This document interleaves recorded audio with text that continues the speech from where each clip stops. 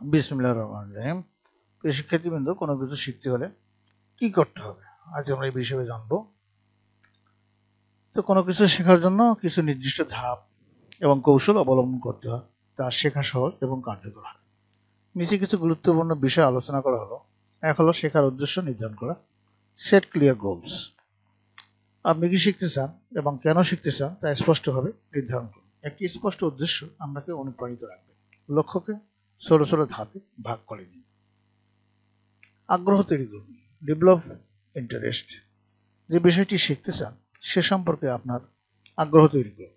আগ্রহ ছাড়া শেখা কষ্টকর এবং অকার্যকর হতে পারে।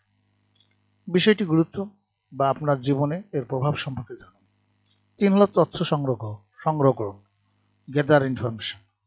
বই, online course, tutorial, video, podcast, অভিজ্ঞ ব্যক্তি, বিভিন্ন উৎস থেকে প্রয়োজনীয় তথ্য সংগ্রহ করুন।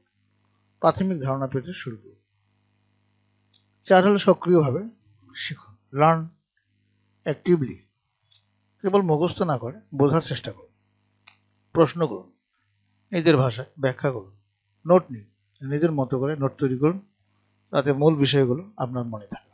প্রশ্ন করুন, যদি কোনো বিষয় বুঝতে না পারেন শিক্ষক, বন্ধু বা অনলাইনে প্রশ্ন করুন। আলোচনা করুন, অন্যদের সাথে বিষয়টি নিয়ে আলোচনা করলে নতুন দৃষ্টিভঙ্গি তৈরি হতে পারে এবং ভুল ধারণা দূর হতে পারে। 5 হলো অনুশীলন করুন, প্র্যাকটিস রেগুলারলি।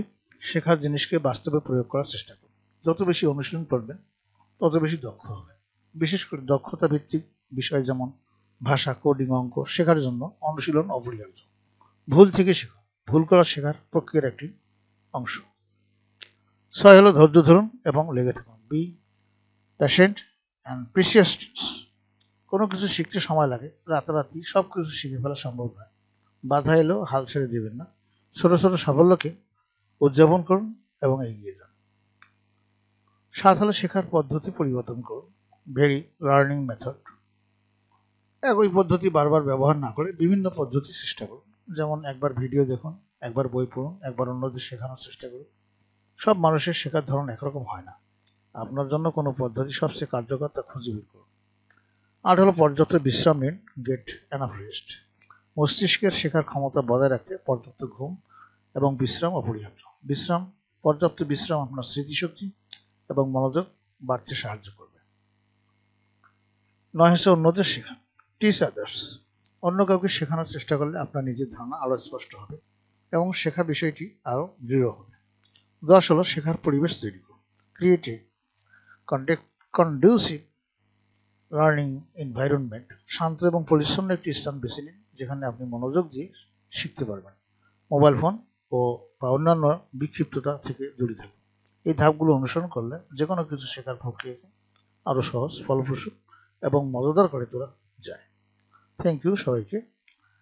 পরবর্তী ভিডিও ক্লাস দেখার আমন্ত্রণ জানিয়ে আজকে এখানে বিদায় নিচ্ছি। খোদা হাফেজ।